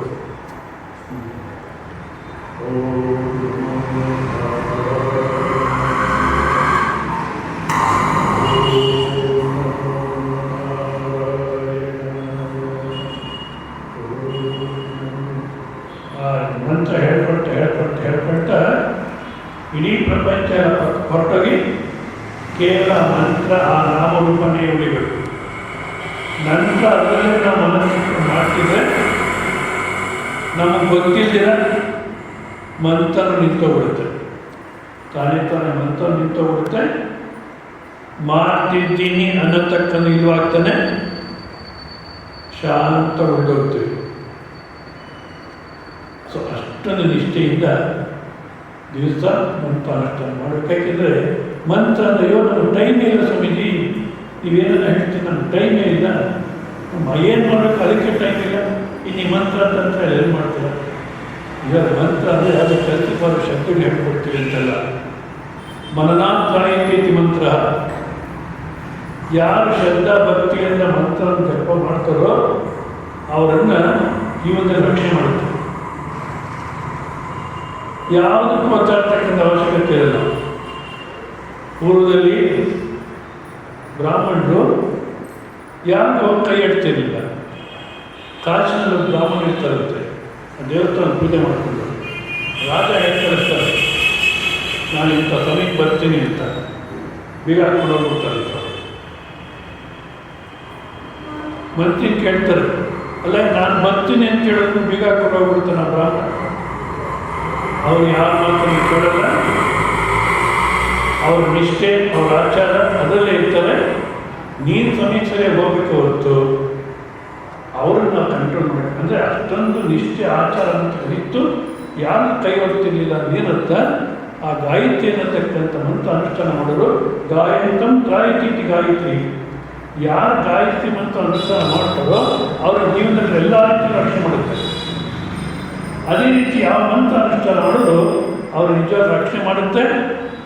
ಯಾವ ಸಮಯದಲ್ಲಿ ಏನು ಮಾಡಬೇಕು ಏನು ಇದೆಲ್ಲ ಮಾಡಿಸ್ಕೊಂಡು ಹೋಗುತ್ತೆ. ನಾವು ಯಾವುದಕ್ಕೂ ಒದ್ದಾಡತಕ್ಕಂಥ ಅವಶ್ಯಕತೆ ಇಲ್ಲ. ಆದರೆ ಅಷ್ಟು ಪೂರ್ಣ ಶ್ರದ್ಧೆ ವಿಶ್ವಾಸ ಬರಬೇಕಾದಲ್ಲಿ ಸೊ ದಿವಸ ಒಂದು ಮಂತ್ರಾನುಷ್ಠಾನ ಮಾಡಿಕೊಂಡು ಮತ್ತು ಯಾವ ಲೌಕಿಕ ಕರ್ಮಗಳನ್ನು ಮಾಡಲೇಬೇಕಾಗಿದ್ದು, ಇನ್ನು ಶಾಸ್ತ್ರ ಹೇಳಿರ್ತಕ್ಕಂಥ ನಿತ್ಯ ನೈಮಿತ್ತಿಕ ಕರ್ಮ ಬಿಟ್ಬಿಡ್ತೀವಿ ಅಂತ ಇಟ್ಕೊಳ್ಳಿ. ಲೌಕಿಕ ಕರ್ಮ ಬಿಡೋಕ್ಕಾಗಲ್ಲ. ಸಂಪಾದನೆ ಮಾಡೋದು, ಆಫೀಸ್ಗೆ ಹೋಗೋದು ಬಿಡೋಕ್ಕಾಗಲ್ಲ. ಆಫೀಸರು ಕೆಲಸ ಮಾಡಿದ್ರೆ ಇರ್ಬೋದು ಈಗಿನ ಕಾಲದಲ್ಲಿ. ಏಕೆಂದರೆ ಕೆಲಸ ಮಾಡದಿರ ಕೂತಿದ್ರು ಅವನಿಗೆ ಬೋನಸ್ಸು ಇಷ್ಟು ಎಲ್ಲ ಕೊಡ್ತಾರೆ. ಯಾಕೆಂದರೆ ಅದು ನಿದ್ದೆ ಮಾಡ್ತಿದ್ದು ಇನ್ನೂ ಜಾಸ್ತಿ ಎಂಕರೇಜ್ಮೆಂಟ್. ಯಾಕೆಂದರೆ ನೀನು ಎಚ್ಚರವಾಗಿದ್ದರೆ ಸ್ಟ್ರೈಕ್ ಮಾಡ್ತಾನೆ. ಸ್ಟ್ರೈಕ್ ಮಾಡಿದ್ರೆ ದೇಶ ಹಾಳು, ನಿದ್ದೆ ಮಾಡಿದ್ರೆ ದೇಶಕ್ಕೆ ಸೇವೆ ಮಾಡಿದಾಗಾಯಿತು. ಮೊನ್ನೆ ಮೋದಿ ಯಾರೋ ಆ ಚೆನ್ನೈಯಲ್ಲಿ ಒಂದು ಹೆಣ್ಮಕ್ಳು ಹೇಳಿದರು, ದೇಶ ಸೇವೆಯಲ್ಲಿ ಏನು ಮಾಡಬೇಕು ಅಂದರೆ ಏನು ಹೇಳೋಣ, ಸಮಯಕ್ಕೆ ಸರಿಯಾಗಿ ಲೈಟ್ಸ್ ಆಫ್ ಮಾಡಿದ್ರೆ ಸಾಕು. ಸಮಯಕ್ಕೆ ಸರಿಯಾಗಿ ಲೈಟ್ಸ್ ಆಫ್ ಮಾಡಿದ್ರೆ ಸಾಕು. ಸಮಯಕ್ಕೆ ಸರಿಯಾಗಿ ಟ್ಯಾಪ್ ಸ್ಟಾಪ್ ಮಾಡಿದ್ರೆ ಸಾಕು. ಈ ರೀತಿ ಜವಾಬ್ದಾರಿ ಇದ್ದರೆ ಅದು ದೇಶ ಸೇವೆ ಅಂತ. ಅದೇ ರೀತಿ ಸ್ಟ್ರೈಕ್ ಮಾಡಿದಿರ ನಿಂತು ಮಾಡಿದ್ರೆ, ಮೋದಿಯನ್ನ ಮಾತು ಹೇಳಿದ್ರೆ ನಾನು ಹೇಳ್ತಿದ್ದೀನಿ, ಸ್ಟ್ರೈಕ್ ಮಾಡಿದಿರ ನಿಂತು ಮಾಡಿದ್ರೆ ಅದು ಒಂದು ದೇಶ ಸೇವೆ ಅಲ್ಲ. ಅಂದರೆ ಆಫೀಸ್ ಹೋಗಬೇಕು, ಕೆಲಸ ಮಾಡಬೇಕು. ಯಾರು ಕೇಳ್ತಾರೆ? ಯಾರು ಕೇಳ್ದಿರ ಇಲ್ಲಿ ನನ್ನ ಮನಸ್ಸು ಒಪ್ಪಲ್ಲ. ಕೆಲಸ ಮಾಡಿದ್ರೆ ಸಂಬಳ ತೊಗೊಳಕ್ಕೆ ನನ್ನ ಮನಸ್ಸು ಒಪ್ಪಲ್ಲ. ಆ ರೀತಿ ಇರಬೇಕು. ಕೆಲಸ ಮಾಡಿದ್ರೆ ತಗೊಂಡ್ವಿ, ಅನ್ಯಾಯ ದುಡ್ಡದು, ಒಳ್ಳೆ ಬುದ್ಧಿ ಬರಲಿಕ್ಕೆ ಸಾಧ್ಯವಿಲ್ಲ. ಆದ ಕಾರಣ ದಿನನಿತ್ಯ ಏನು ಕೆಲಸ ಮಾಡಲೇಬೇಕಾಗಿದ್ದು ಲೌಕಿಕ ಕೆಲಸಗಳು ಅದನ್ನು ಮಾಡಬೇಕು. ನೈಮಿತ್ತಿಕ ಅಂದರೆ ಯಾವುದೋ ಒಂದು ಕಾರಣದಿಂದ ಮಾಡತಕ್ಕಂಥದ್ದು. ಅಮಾವಾಸ್ಯೆ, ಪೌರ್ಣಮಿ ಇಂಥ ಸಮಯಗಳಲ್ಲಿ ಪ್ರಾರ್ಥನಾ ಮಾಡ್ತಕ್ಕಂಥದ್ದು, ಶಾರದ ಕರ್ಮ ಮಾಡ್ತಕ್ಕಂಥದ್ದು, ಇಂಥದ್ದು. ಸರಿ, ಯಾರೋ ಮದುವೆ ಕರೆದ್ರು ಅದಕ್ಕೂ ಹೋಗಬೇಕು, ಇಂಥವನ್ನ ಮಾಡಬೇಕು. ಈ ಕರ್ಮವನ್ನು ಮಾಡಬೇಕಾದ್ರೆ ಅಲ್ಲ ಮಾಡ್ತಾ ಇದ್ದೀವಲ್ಲ ಸ್ವಾಮೀಜಿ ಇನ್ನೇನು ಹೇಳಿ ಮಾಡ್ತಲೇ ಇದ್ದೀವಿ ಅಲ್ಲ, ಮಾಡ್ತಿದ್ವಿ. ಯಾವ ರೀತಿ ಮಾಡ್ತೀವಿ? ಗೋಳಾಡಿಕೊಂಡು ಮಾಡಬೇಕಾಗಿದ್ದು. ಅದು ಭಾರತ ದೇಶದಲ್ಲಿ ವಿಪರೀತ ಇದೆ. ಕೆಲಸ ಅಂದರೆ ಸರಿಯಬೇಕು. ಎಲ್ಲರೂ ಗೌರ್ಮೆಂಟ್ನವರು ಎಲ್ಲರನ್ನು ಕೆಡಿಸ್ಬಿಟ್ರು, ಇಡೀ ಚೆನ್ನಾಗಿ ಹಾಳು ಮಾಡಬೇಕು. ಕೆಲಸದ ಮೇಲೆ ಶ್ರದ್ಧೆನೇ ಬರಲಿ, ಯಾರು ಪೂರ್ಣ ಮನಸ್ಸಿಂದ ಮಾಡಬೇಕು. ಕೆಲಸ ಮಾಡೋದ್ರಲ್ಲೇ ಆನಂದ. ಎಷ್ಟು ಬರುತ್ತೆ ಸಂಬಳ? ಸಂಬಳ ಎಷ್ಟು ಬರುತ್ತೆ? ಏನು ಮಾಡೋದೇ ಆನಂದ. ಈ ತಾಡಪತ್ರೆ ಅಂತ ಆಂಧ್ರದಲ್ಲಿ ಒಂದು ಪ್ಲೇಸ್ ಇದೆ. ಅಲ್ಲಿ ಸುಣ್ಣಪೂಸೆ ಸುಬ್ಬಮ್ಮ ಅಂತ ಬಾಕಿ ಇರ್ತಾರಂತೆ. ಆ ಸುಣ್ಣಪೂಸೆ ಸುಬ್ಬಮ್ಮ ಆಕೆ ಡಿಮ್ಯಾಂಡು ಸುಣ್ಣಬಳಿ ಮನೆಗೆ 10 ದಿವಸಕ್ಕೆ ಮುಂಚೆನೇ ಬುಕ್ ಮಾಡಬೇಕಂತೆ. ಬೆಳಿಗ್ಗೆ 6 ಗಂಟೆ ಬರ್ತಾರೆ. ಮತ್ತೆ ನೀವು ಹೇಳಿಲ್ಲ ಗೀಳಿಲ್ಲ ಅದೆಲ್ಲ ಕೇಳೋದಂತೆ. 6 ಗಂಟೆ ಬರ್ತಾರೆ, 6 ಗಂಟೆ ಕರೆಕ್ಟಾಗಿ ಬರ್ತಾರೆ. ಸುಣ್ಣಬಳಿ ಶುರು ಮಾಡಿದ್ರೆ ಓಂ ನಮಃ ಶಿವಾಯ, ಓಂ ನಮಃ ಶಿವಾಯ, ಓಂ ನಮಃ ಶಿವಾಯ ಅಂತ 12 ಗಂಟೆ ತನಕ ಕೆಲಸ ಮಾಡೋದಂತೆ. ಮತ್ತೆ ಮಧ್ಯೆ ಕಾಫಿ ಕೊಟ್ಟರೆ, ಟಿಫನ್ ಕೊಟ್ಟರೆ, ಇಷ್ಟು ಕೂಲಿ ಮಾತಾಡಿದರೆ ಅಷ್ಟು ಮಾತ್ರ ಕೊಡಿ, ಇನ್ನು ನಿಮ್ಗೆ ಋಣ ಬೇಡ. ಈಗಿನ ಕಾಲದಲ್ಲಿ ಯಾರು ಇದ್ದಾರೆ? ಅಷ್ಟು ಮಾತ್ರ ಕೊಡಿ, ಇನ್ನೇನು ಬೇಡ. ಮತ್ತು 12 ಗಂಟೆಗೆ ಹೋಗಿ ಸ್ವಲ್ಪ ಏನೋ ಮಾಡ್ಕೊಂಡು ತಿಂದು ಮತ್ತೆ 1 ಗಂಟೆ 1:30 ಅಷ್ಟೊತ್ತಿಗೆ ಆ ರಸ್ತೆಗಳಲ್ಲಿ ಬೇವಿನ ಮರ ಇದ್ದರೆ ಆ ಬೇವಿನ ಬೀಜದ ಕೆಳಗಡೆ ಬೇವಿನ ಹಣ್ಣು ಕೆಳಗಡೆ ಬಿದ್ದಿದ್ರೆ ಅದನ್ನೆಲ್ಲ ಆರಿಸ್ಕೊಂಬರುತ್ತೆ. ಅದನ್ನು ಇಟ್ಟಿರೋದು. ಈ ಸುಣ್ಣ ಬೆಳೆಯತಕ್ಕಂಥ ಕೂಲಿ ಏನು ಬರುತ್ತೋ ಅದು ಹಾಕಿ ಜೀವನಕ್ಕೆ. ಈ ಬೇವಿನ ಬೀಜ ಯಾಕಪ್ಪ ಆರಿಸ್ಕೊಂಬರೋದು ಅಂದರೆ ಅಲ್ಲಿ ಒಂದು ಈಶ್ವರ ದೇವಸ್ಥಾನ ಇದೆ, ಈಗಲೂ ಇದೆ, ನೋಡ್ಬೋದು. ನೀವು ನೋಡ್ಬೋದು. ಆ ಈಶ್ವರ ದೇವಸ್ಥಾನಕ್ಕೆ ಅಭಿಷೇಕಕ್ಕೆ ನೀರಿರಲಿಲ್ಲ, ಎಲ್ಲಿಂದ ತೊಗೊಂಬರ್ಬೇಕಾಗಿತ್ತು.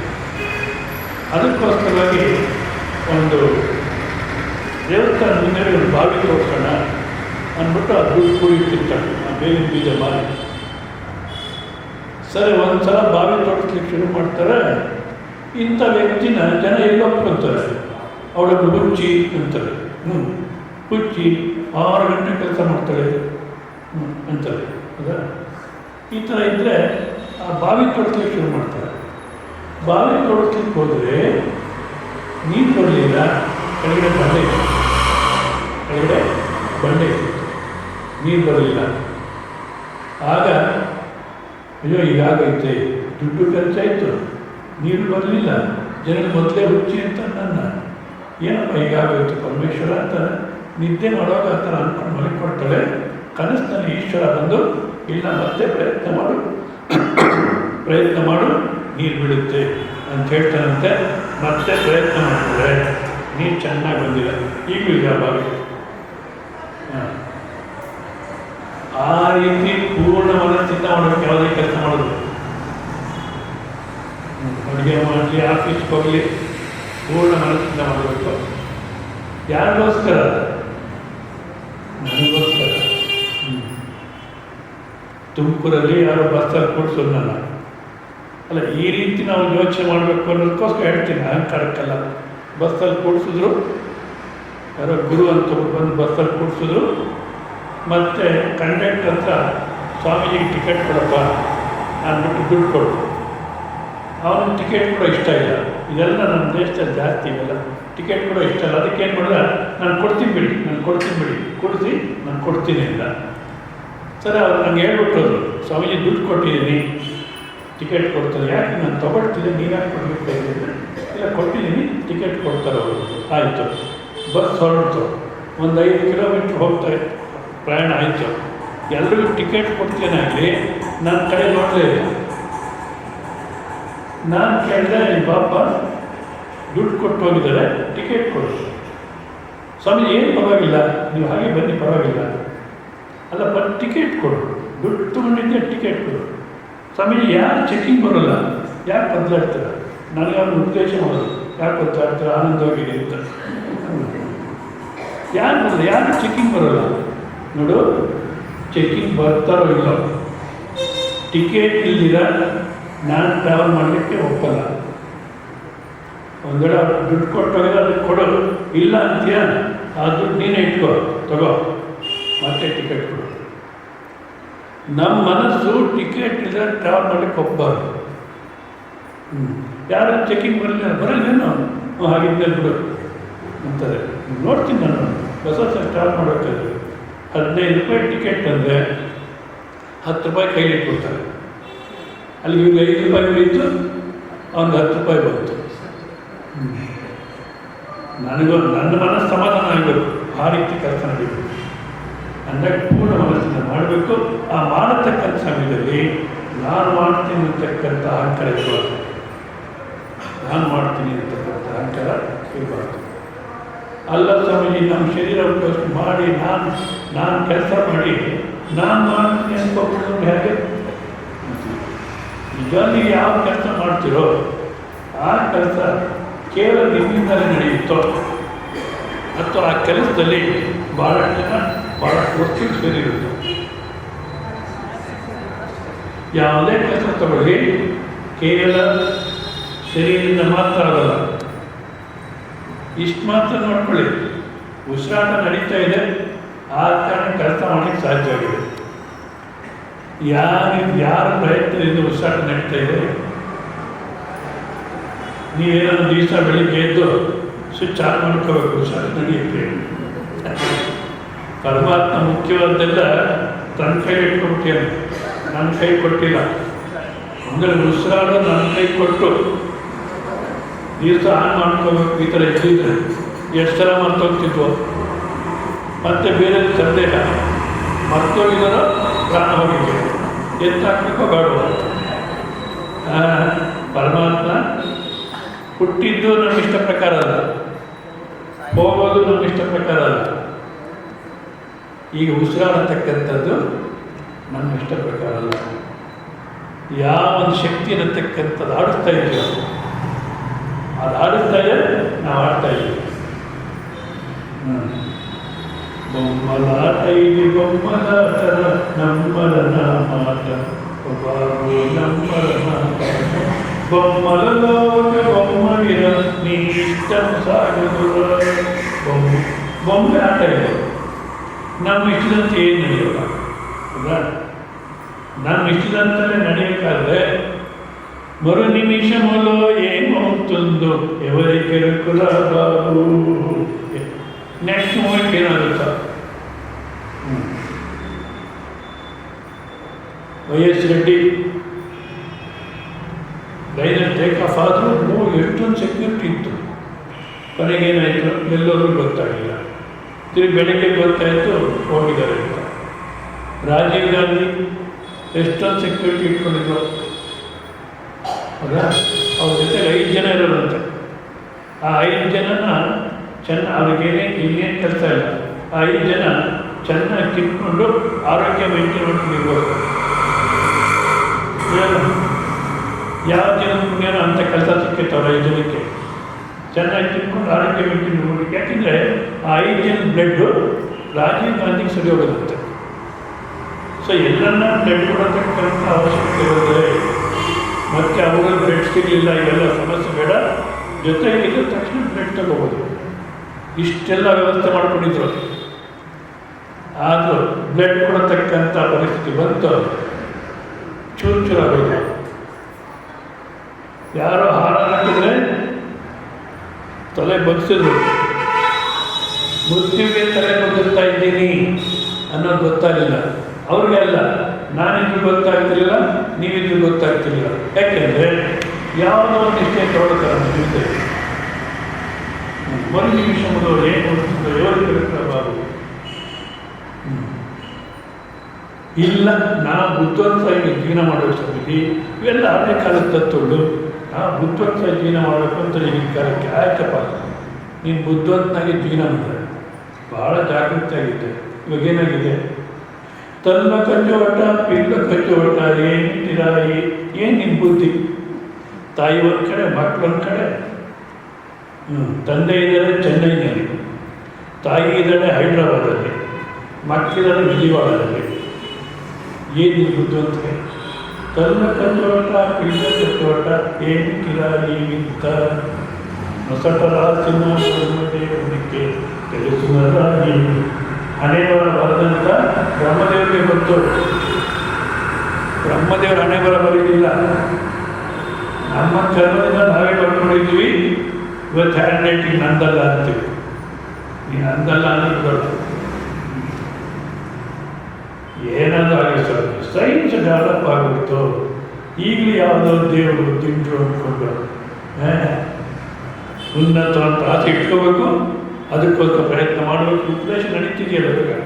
Have an high ambition and work for it. High ambition ಯಾವುದು? ಅದು ಇಷ್ಟು ತನಕ ಎಕ್ಸ್ಪ್ಲೇನ್ ಮಾಡಿಲ್ಲ ಇವರು. ಆ ಥರ ಉದ್ದೇಶ ಮಕ್ಕಳನ್ನೆಲ್ಲ ಕೊಡ್ಸ್ಕೊಂಡು ಉದ್ದೇಶ ಮಾಡ್ತಾರೆ. Have an high ambition. ಇದರ ಮಕ್ಕಳು ಏನು ಉದ್ದೇಶ ಮಾಡಬೇಕು? ಸತ್ಯಂ ವದ ಧರ್ಮಂ ಚರ ಮಾತು ದೇವೋ ಪಿತೃ ದೇವೋ, ಈ ಥರದ್ದೇನು ಉದ್ದೇಶ? Have an high ambition. High ambition ಯಾವುದು? ಇಷ್ಟು ತನಕ ಹೇಳಿಲ್ಲ. ಅದಕ್ಕೆ ಹೇಳ್ತಾರೆ ಸೈನ್ಸ್ ಇಂಪ್ರೂವ್ ಆಗುತ್ತೆ. ಎಷ್ಟು ಸೈನ್ಸ್ ಇಂಪ್ರೂವ್ ಆಗಿದೆಯೋ ಅಷ್ಟನ್ನು ಪ್ರಪಂಚ ಕೆಡಿಸಿದೆ, ಅನುಕೂಲ ಮಾಡಿದೆ. ಇವತ್ತಿನ ದಿವಸ ಕರೆಕ್ಟು ಸಾಕಷ್ಟು ಅನುಕೂಲ ಆಗಿದೆ, ಆದರೆ ಅಷ್ಟೇ ಒತ್ತಡವಾಗಿದೆ. ಸೈನ್ಸ್ ಎಷ್ಟು ಅನುಕೂಲ ಮಾಡಿದೆಯೋ ಅಷ್ಟನ್ನು ಕೆಡಿಸಿದೆ ಮನುಷ್ಯ. ಬಯಲುದೇರಿಮಣ್ಣು ಎಕ್ಕಿನಂತನೇ ಬಸಕು ಚೇರಕಲಮ ಒಬ್ಬ ಬಸಕು ಚೇರಕಲಮ ಬಾಟಲೆಯ ಆತಂಕ ಮುನ್ನದು ఎవరికి బాబు. ರಿಸರ್ವೇಷನ್ ಮಾಡಿಸಿದ್ದೀವಿ, ವಿಂಡೋ ಸೀಟು ಎಲ್ಲ ಸರಿ, ಹೋಗಿ ಸೇರ್ತೀವಿ ಅನ್ನೋ ಗ್ಯಾರಂಟಿ ಇಲ್ಲ. ಅದು ಈ ಗಾಡಿ ನನ್ನ ತಮಿಳುನಾಡು ಆಕ್ಸಿಡೆಂಟ್ ಆಯಿತು.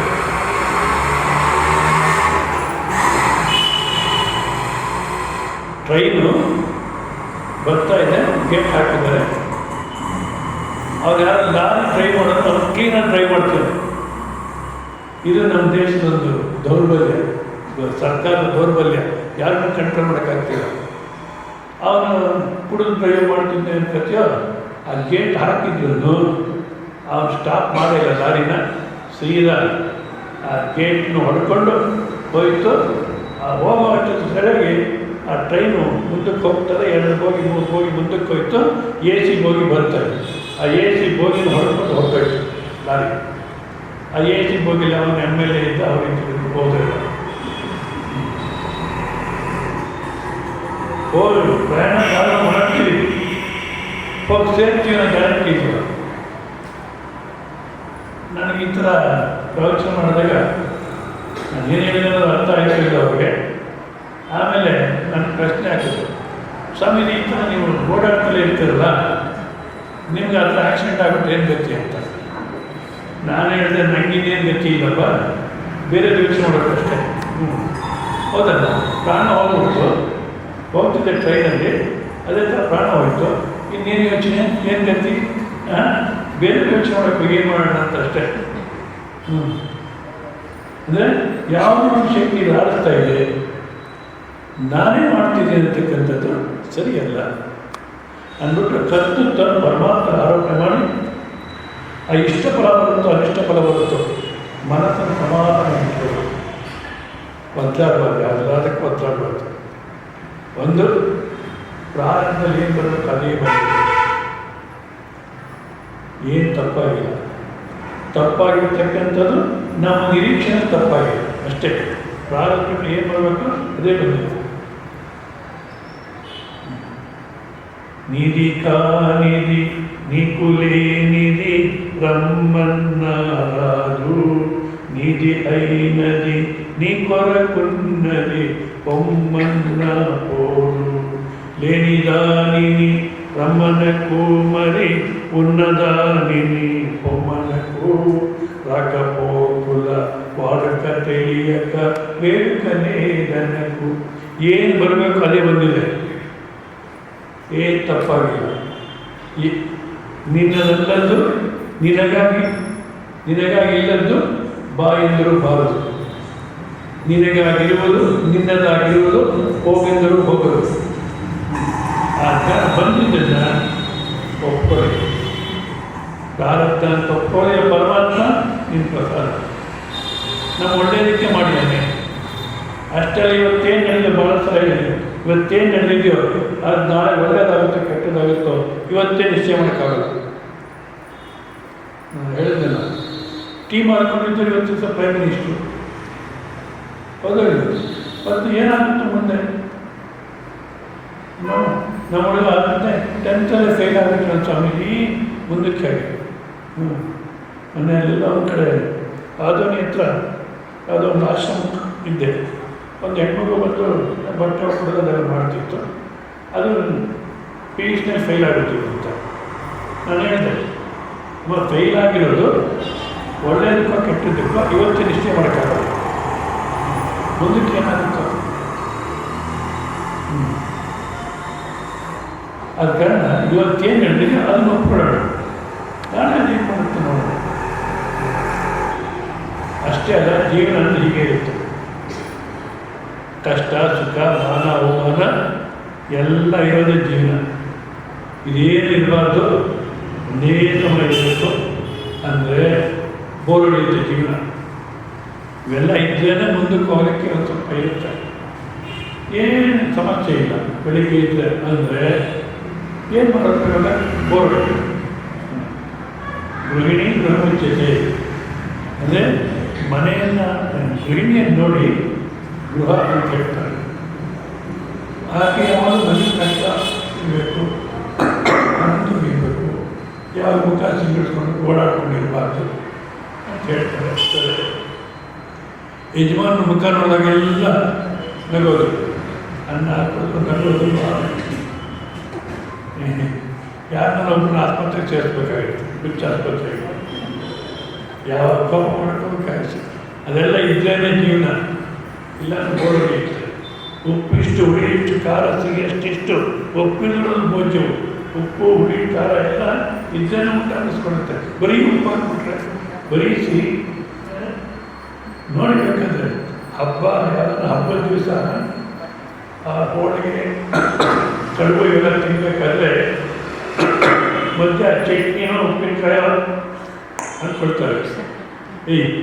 ಯಾವತ್ತೂ ಒಂದ್ಸಲ ತಿಂತಿದ್ಯಾ ಅದನ್ನೇ ತಿನ್ನು. ಮಧ್ಯ ಖಾರ ಯಾಕೆ ಅಂದರೆ ಮಧ್ಯ ಖಾರ ಇದ್ದರೆ ಇದು ರುಚಿ ಜಾಸ್ತಿ ಆಗುತ್ತೆ. ಅದೇ ರೀತಿ ಮಧ್ಯ ಏನಾದ್ರು ಸಮಸ್ಯೆ ಇದ್ದರೆ ಆನಂದ ಸುಖ ಸಂತೋಷಕ್ಕೆ ಬೆಲೆ ಇರುತ್ತೆ. ಯಾವಾಗಲೇ ಸುಖ ಸಂತೋಷ ಅಂದ್ಬಿಟ್ರೆ ಬೋರ್ಡಿರುತ್ತೆ, ಇದೇನೆ ಅಂತ. ಆ ಕಾರಣ ಜೀವನವನ್ನು ನಂಬ್ಕೊಂಡು ಹೋಗ್ತವ್ರು. ಈ ರೀತಿ ಜೀವನ ಮಾಡಿದ್ರೆ ಆಗ ಪಾಪಕೃತ್ಯ ಅನ್ನತಕ್ಕಂಥದ್ದು ಆಗೋಲ್ಲ. ಅದು ಯಾರನ್ನೇ ಪಾಪಕೃತ್ಯಗಳೇ ಮಾಡ್ತಿರ್ತಾರೋ ಮೂಢಾಹ ನರಾಧಮಾಹ, ಮನುಷ್ಯರಲ್ಲಿ ಅಧಮ ಸ್ಥಿತಿಯಲ್ಲಿ ಇರತಕ್ಕಂಥವ್ರು, ನಿಕೃಷ್ಟ, ಅವರು ನನ್ನನ್ನು ಪ್ರಾರ್ಥನೆ ಮಾಡ್ಕೊಳ್ಳಿಕ್ಕೆ ಸಾಧ್ಯವಿಲ್ಲ ಅಂತಾರೆ. ಹಿಂಸಾ ಅಮೃತಾದಿ ಲಕ್ಷಣ ಆಶ್ರಿತ ಆಸುರಂ ಭಾವ ಆಶ್ರಿತ ರಾಕ್ಷಸಿ ಪ್ರವೃತ್ತಿ ಅನ್ನತಕ್ಕ ನಾವೇ 14 ನೋಡಿದ್ವಿ. 4 ಇಲ್ಲ ರಾಕ್ಷಸಿ ಪ್ರವೃತ್ತಿ ಇರೋದಿಲ್ಲ. 14 ಶ್ರವಣ ಆಗಿದೆ, ಅದು ಜ್ಞಾಪಕ ಇಲ್ಲ. ಹೌದಾ? ಅಷ್ಟೆಲ್ಲ ಜ್ಞಾಪಕ ಇದೆ. ಆಶ್ರಿ ಪ್ರವೃತ್ತಿನ ಇಡೀ ಆಶ್ರಿ ಪ್ರವೃತ್ತಿ ಸಂಕ್ಷಿಪ್ತ 3 ಶಬ್ದ ಹೇಳಿದ್ದಾರೆ ಮನೆ. ಕಾಮ, ಕ್ರೋಧ, ಲೋಭ. ಇದು ಕಮ್ಮಿ ಮಾಡ್ಕೊಂಡಿದ್ದೀವಿಯೋ ಅದು ಮುಖ್ಯ. ಇದು ಕಮ್ಮಿ ಮಾಡ್ಕೊಂಡಿದ್ದೀವಿಯೋ, ಆಸೆಗಳು ಕಮ್ಮಿ ಆಗಿದೆಯೋ. ಆಸೆ ಕಮ್ಮಿ ಆದರೆ ಕೋಪ ಕಮ್ಮಿ ಆಗುತ್ತೆ, ಆಸೆ ಕಮ್ಮಿ ಆದರೆ ಲೋಭ ಬುದ್ಧಿನೂ ಹೋಗುತ್ತೆ. ಆದ ಕಾರಣ ಸ್ವಾಮೀಜಿ ನನಗೇನು ಬೇಕಿಲ್ಲ, ಇವ್ರಿಗೋಸ್ಕರ ಅಂತ ತೋರಿಸ್ತಾರೆ. ಅದನ್ನ ಹೆಂಡತಿ ಮಕ್ಕಳನ್ನ ಗಂಡ ಮಕ್ಕಳು ತೋರಿಸ್ತಾರೆ. ಅವರು ಬೇಕಾಗಿರೋದನ್ನು ನನಗೋಸ್ಕರವೇ. ಯಾಕೆ? ಅವರು ಸುಖವಾಗಿದ್ದರೆ ನಾನು ಸುಖವಾಗಿರ್ತೀನಿ. ಯಾರ ಸುಖಕ್ಕೋಸ್ಕರ ಅವ್ರು ಸುಖವಾಗಿರಬೇಕು? ನನ್ನ ಸುಖಕ್ಕೋಸ್ಕರ. ಆ ಸುಖ ಅನ್ನತಕ್ಕಂಥದ್ದು ಹೊರಗಿನ ವಸ್ತುವಿನಿಂದ ಬರೋಲ್ಲ, ಹೊರಗಿನ ವ್ಯಕ್ತಿಯಿಂದ ಬರೋಲ್ಲ, ನಮ್ಮಲ್ಲೇ ಇದೆ. ಒಂದ್ಸಲ ಒಳಗೆ ತಿರುಗಿ ನೋಡ್ಕೊಂಡ್ರೆ ಸಾಕು, ಒಳಗಡೆ ತಗ್ಗಿ ನೋಡ್ಕೊಂಡ್ರೆ ಸಾಕು, ಅಲ್ಲೇ ಇದೆ ಆನಂದ ಅನ್ನತಕ್ಕಂಥದ್ದು. ಆದ ಕಾರಣ ಜ್ಞಾನಿ ಪರಮಾತ್ಮನ್ನೇ ಹೊಂದಿರುವನು. ಜ್ಞಾನಿಯಾಗಿರ್ತಕ್ಕಂಥವನು ಪರಮಾತ್ಮನ್ನೇ ಪ್ರಾಪ್ತಿ ಮಾಡಿಕೊಳ್ತಾನೆ. ಆ ಜ್ಞಾನಕ್ಕೆ ನಾವು ಪ್ರಯತ್ನ ಮಾಡಬೇಕು ಅಂತ ಹೇಳ್ತಾ 14ನೇ ಶ್ಲೋಕವನ್ನು ಹೇಳಿ ಅದಕ್ಕೆ ನಿಂತಿರೋಣ. ಶ್ರೀ ಭಗವಾನ್ ವಾಚ ಚತುರ್ವಿಧ ಭಜಂತೆ ಮಾಂ ಜನಾ ಸುಕೃತಿನೋರ್ಜುನ ಆರ್ತೋ ಜಿಜ್ಞಾಸುರತ್ವಾರ್ತಿ ಜ್ಞಾನಿ ಚ ಭರತರ್ಷಭ ಚತುರ್ವಿಧ ಭಜಂತೆ ಮಾಂ ಜನಾ ಸುಕೃತಿನೋರ್ಜುನ ಆರ್ತೋ ಜಿಜ್ಞಾಸುರತ್ವಾರ್ತಿ ಜ್ಞಾನಿ ಚ ಭರತರ್ಷಭ.